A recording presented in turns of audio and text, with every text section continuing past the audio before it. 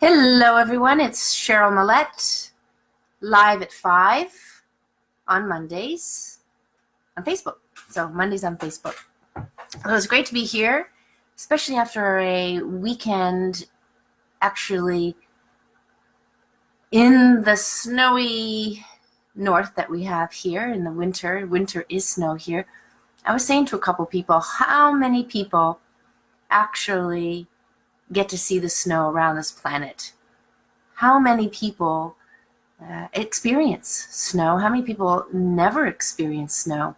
But there's so much to be said for people who maybe are in those situations where they can TV, computer, and watch. There's so much available now on the TV, and you have a lot of TV watchers for sure. So what is Live at 5? For those new people that would come today, Live at 5 is quite simply me as a healthcare practitioner.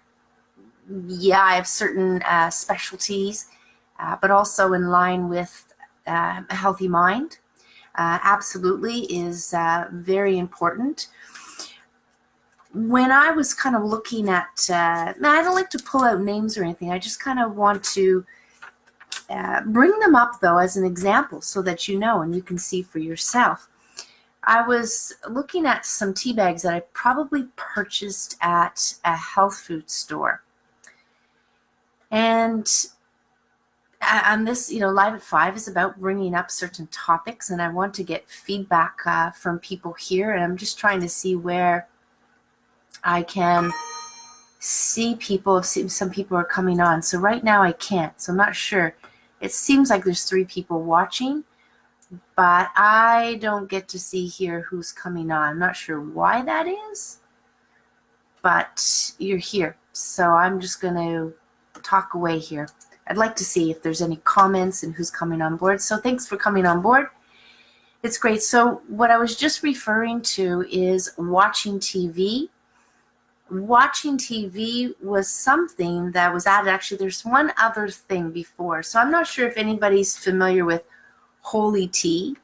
And holy tea is, if you read the instructions and so forth, is around clearing out the bowels. It's like a laxative. And you would take 2.5 cups a day for 7 days. And they have as much as 30 days in here. But what I found fascinating is they give you a healthy eating meal planner.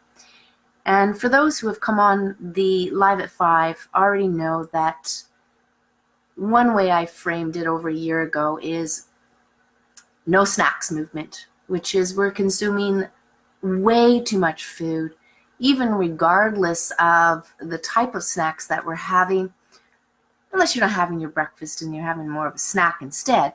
But the idea is 2 to 3 meals a day, and absolutely depending on your activity level. So if you're sitting at a desk all day, if you've got very minimal activity, why do you need all this extra food? Well, I was blown away at how much food they talked, breakfast, orange juice. Well, the Canada's Food Guide does not even consider juice anymore as a food, as a fruit. Quarter cup Greek yogurt, 2 boiled eggs or poached eggs, so you have a choice there, an apple or an orange, and a cup of lemon water. Now, it's a fair bit of food, but then they go into the morning snack, which is another half cup of yogurt, a cup of fruit. It's almost like a meal itself. I kind of crossed off here. Water, sweetened, or herbal tea, and again, it's sweetened. They're mentioning to sweeten it. Of course, they have an energy bar, so they mention an energy bar. And then there's lunch, and then there's the afternoon snack, and then there's the dinner. So the idea is it's still out there. I'm not sure how old this is or when they first set it up, as to snacks. Even the Canada's Food Guide talked about 3 meals and 2 snacks, as I had a little bit more time to look at it. And I just want to say, we don't need snacks. We really do not need snacks. Unless you're one of these elite athletes, you're putting a lot of energy out, try it. There might be the people in the situation where they are definitely have diabetes, and especially type 2 diabetes. There's a lot to do with food there. It's more to do with unhealthy food, more to do with processed foods, which I'm going to kind of jump into is the vegetable oils. Now, more and more you're going to see information. Before over a decade, I've been talking about the refined vegetable oils. Yes, they're shelf stable. Yes, they'll keep in your cupboard for a very, very long time. But they are so unhealthy for us for many reasons. It's a highly processed food, very highly processed, as sugar can be looked at. It's a highly processed food. Some say sugar, is poison. It's that kind of stuff, just because of what it does in our system. But back to vegetable oil. There's a lot of research out there, a lot of studies, which a lot of people do not get to see. But even if I get organic, if I'm looking for organic hummus, I can't find one now without canola oil, sunflower oil, safflower oil. They're all the same, soybean oil. And once upon a time, they could put vegetable oil, but they can't get away from that now. Now they might put canola/sunflower, but they're all refined, bleached, and deodorized. And think of them as being probably more inflammatory. Think of them as sticky, gummy to our system. No health benefits because it has been processed in high heat. It's been processed with bleach and chemicals and clays. And you can look it up. The actual oil refinery process is actually on the web. So I just wanted to quickly go to industry. This is a gentleman who's in the paleo. How industrial seeds are making us sick. Now again, this has been known for decades and decades regarding refined vegetable oils. But try and find things that are without canola oil, or a lot of the recipes transitioned into talking about using canola oil as well. So my simple pat answer to that, if you see any of that, you can use a good olive oil to replace that. So a good organic cold pressed, and you can use a little bit less. And there's other ways to get around it, but that'd be too much details. So in this case, what are they? They're just highly refined, heated, bleached, and so forth. And they were set up again to be shelf stable. I don't blame them because we don't have the farmers market. That's not our grocery stores, and we have this oil refinery here and there. So things have to be shipped. They have to be stored. And if you can understand that being as the Western part of the Western diet is that these are processed foods to make them shelf stable, which is not a bad thing. You don't want mold growing in it. You don't want to waste your money. But the idea is it's not healthy. It's not healthy for our body. You want to get rid of those vegetable oils. Just get rid of them. Use olive oil for the meantime, and other things you can make that don't have any vegetable oils at all, or soups and stews, and get very simple. But there's been a lot of research here, and I'll put the link down below. I think I just might as well do that because there's a lot here. And even cottonseed oil was a waste byproduct of the cotton. Cotton got cotton seeds business. What can we make with them? Fish oil is the same thing. Fish oil never even existed. Cod liver oil did, but not fish oil. Fish oil is a waste byproduct of the fishing industry. That is absolutely my pot answer. Maybe I'll change that someday. Who knows? Probably not, though. There's a lot of it. In fact, they're trying to use it as fuel. They've always used it as a fuel lamp. You could use any blubber and stuff for fuel lamps and stuff like that. It's just all part of the survival that way. But there's a lot of research in here. Now, the 6 reasons they talk about, now here they say industrial seed oils. I will say refined, commercialized seed oils are terrible for your health. I mean, there's these big words. Consumption, okay, evolutionary mismatch, but that's a little bit deep. But the second one here is looking at raising the omega-3, omega-6 versus omega-3. Yet there's a lot more omega-6. Even in nuts, there's like 2,000 to 1 almonds. Mind you, if you eat them raw, but some people say you should only eat a small amount and roast them first. But these industrial seed oils, if they're fresh, they actually are unstable and oxidize easy. but they're not all created equal. Do they contain harmful additives? Possibly. There's the gases or hexane stuff that helps bring the impurities out. Of course, they don't want impurities in there for you, so this is why they've done it. And the other idea is these vegetable oils, because they're brought into market, and it's all in all kinds of foods. Again, some people say that I know it's a lubricant of the food industry, right? If we cook with a lot of fats, why? So things don't stick to the pan. That would be the simple thing. So the other thing is, they're repeatedly heated. Not only, I don't know what detail they go into here, but think about this. Before they put them into the 4-liter jug, 1-liter jug, something like that, the idea is that's already heated.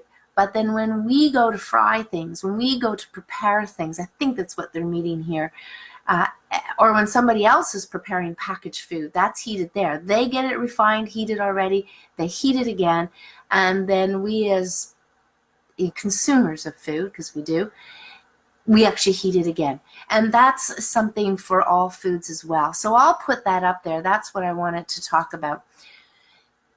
The first thing I wanted to talk about, the food guide, see how that all ties in together. They still promote vegetable oils. This is what they say to people who have heart attacks, have this refined, commercialized oil, which to me is a very big no-no. But dietitians and nutritionists that are regulated have to say that. Whereas I said to my father, don't touch it.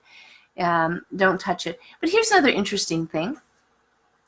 For many years now, people have been hearing probiotics and maybe even prebiotics, and they're in a dry powdered form. So one of the things I want to kind of put out there is, and again, I can't see your comments, I can't see anybody's coming on board, so I just want to say hello, and thanks for coming on board. I can't even see, would love to see questions and stuff like that, of course. So here, just the tag, I'll post it, but researchers discovered almost 2,000 new gut bacteria. Here's what I would go with that, is that, well, maybe there's another 2,000 more. Maybe there is so much more to discover in our health, how our body works. And we are so quick to kind of believe that everybody has the answers, including the medical doctors and even holistic practitioners. What I would say for gut bacteria, fermented foods. There's a lot of cultures, kimchi, sauerkraut, and then we have kefir, we have all of that stuff. And you can buy that more easily now than ever before. And it's not even that difficult to make. But don't worry about having to make it yourself. It's out there. You can have some of that.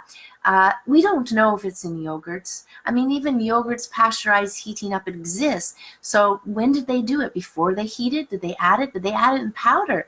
Because bacteria is not a powder. It would not exist as a powder, nor would vitamins, nor would minerals. They would be probably the harder stuff, the inorganic. But the organic you can quite often find in live in rich in plants and so forth like that. Minerals can also be in animals as well. If they're eating plants that are mineral rich, you could get that as well.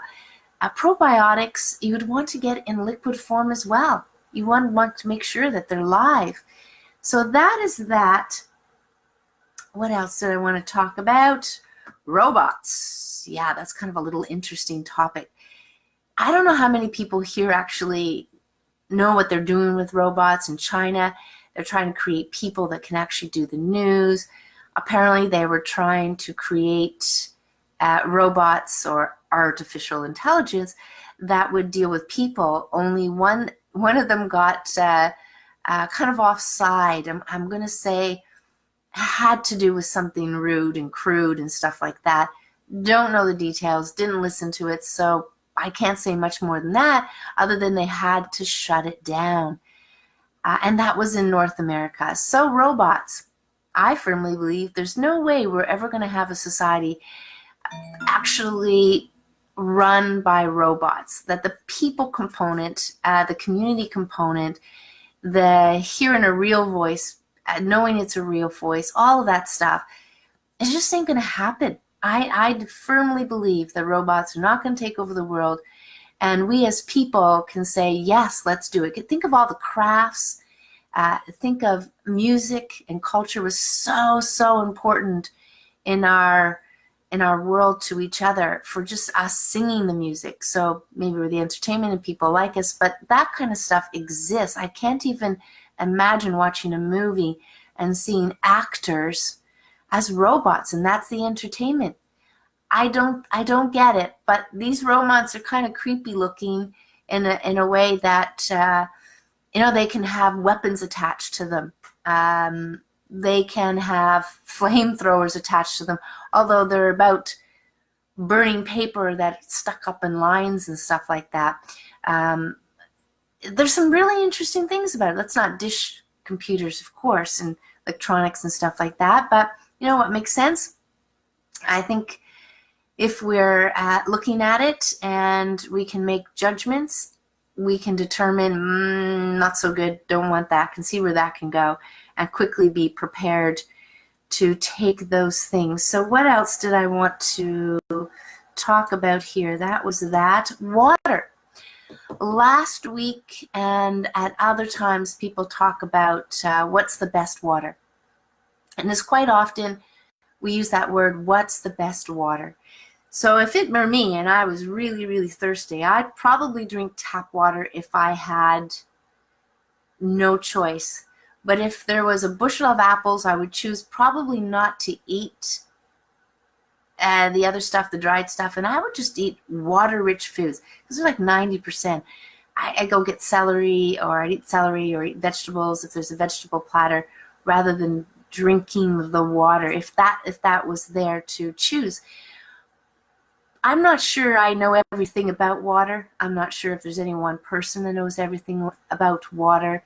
My understanding about water is that it has memory, in a sense that if it's being present with chemicals or poisons or let's say pharmaceuticals or medicines that are being flushed in our water, and be it this is the city water, then it has a memory for that stuff. That can be there. The residues can be there if they don't have the proper filters, let's say. So no proper filters. And I've heard from people that were working with water when I worked at a corporate company, and they came in and I just so happened to be working with them and learning from them. And they talked absolutely do not have the chemicals, all the filtration to actually get rid of that stuff. It would be a huge time-consuming effort, which takes us to the other end of the scale, where I've met people where they can only produce so many gallons of it, and it's not really all about distilled. It is also about filtering the water so that you can have water that has most of the impurities out, and it was like 4 stages. So quite time-consuming, maybe even costly. So when I think about filters, I always think about what is the water coming in through the filters. So the Brita have no time for what I heard about from distilled water as being a positive thing, especially good for cleansing, healing, those kind of things, because it's just pure water, just pure evaporated water. Is there some mineral memory there? Well, Emoto, if you've not researched Emoto, who worked with being able to take water and make it into a crystal, I would highly suggest you look up Emoto and kind of understand that simple thing where thoughts and people who touch the water and where your thoughts are, because if you're in a negative space, you can actually make the crystals that come from the water, and they look very ugly. And on the opposite side, with happy, good, which is what they did with meditating, maybe the healthy environment, whatever it is, produced a beautiful crystal, or beautiful crystals, because they seem to be of different natures depending on the meditation, the words that they meditate on it.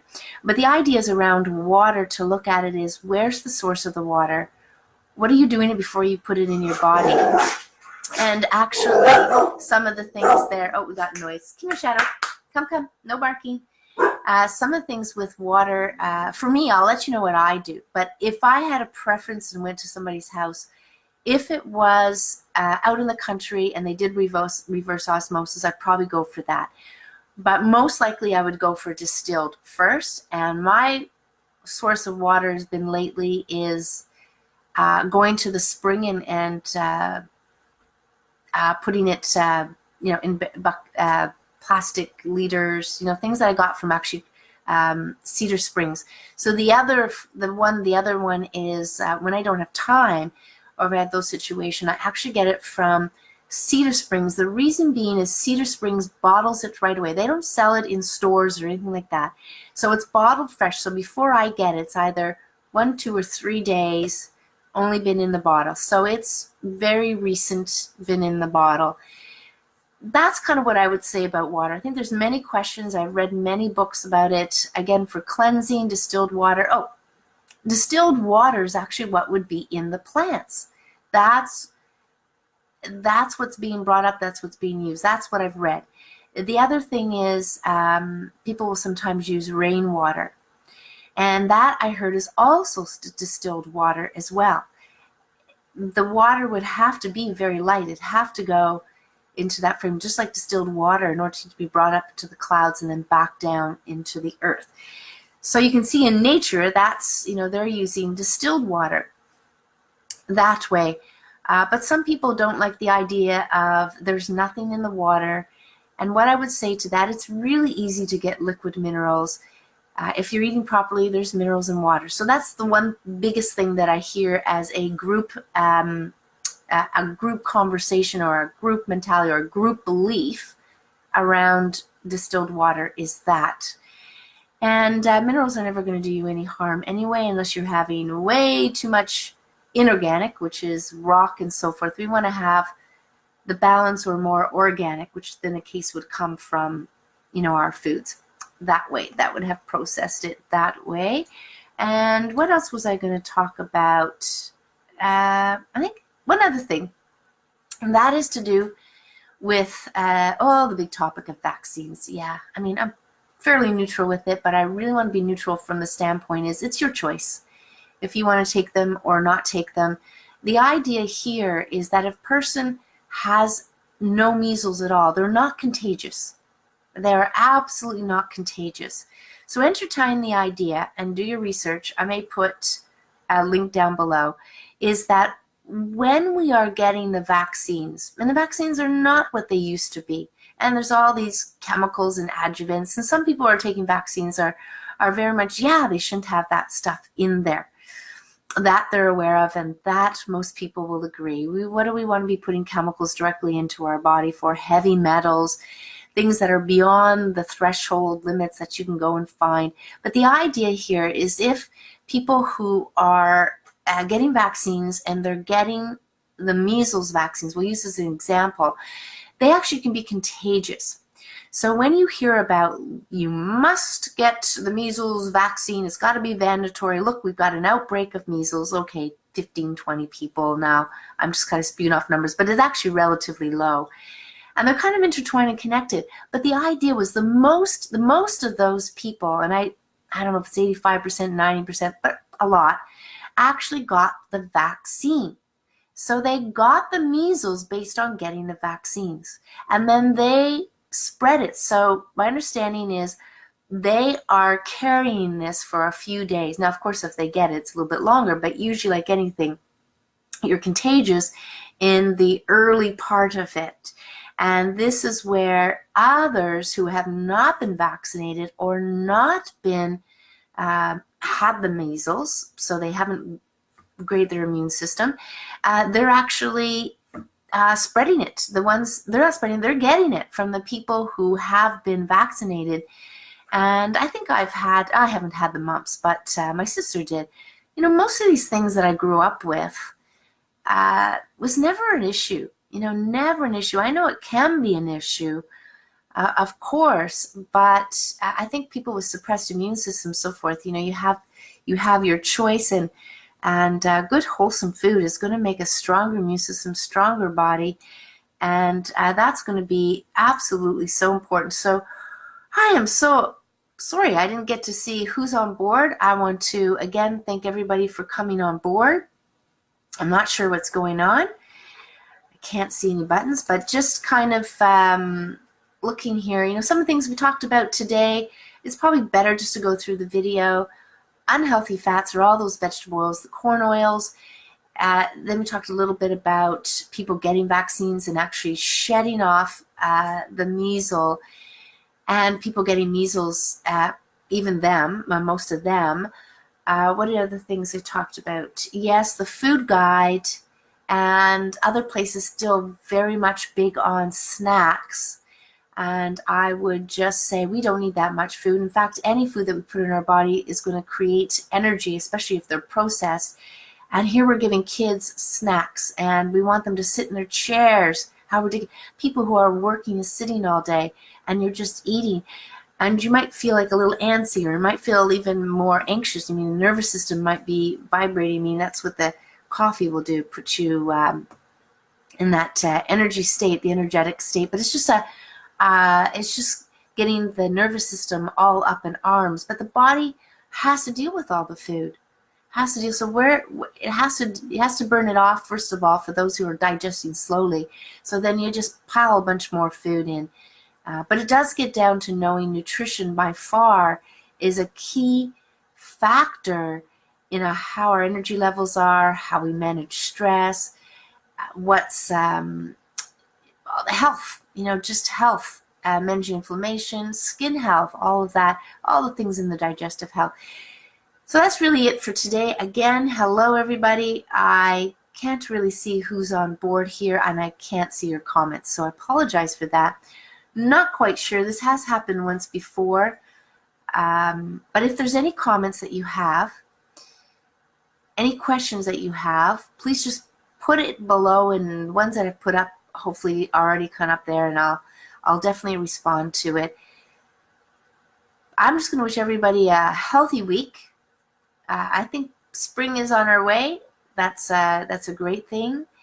Enjoy your day your way. I look forward to speaking to everybody or seeing everybody next week, live at 5 Mondays on Facebook. Again, this will be on YouTube, and all the other past ones, probably a much easier way to get the past ones. There are always various topics here.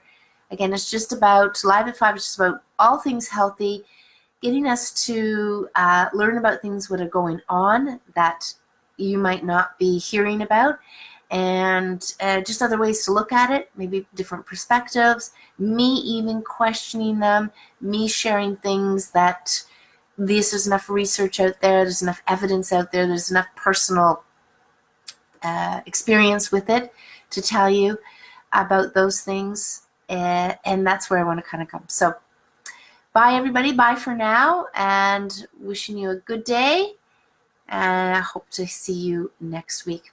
Bye for now.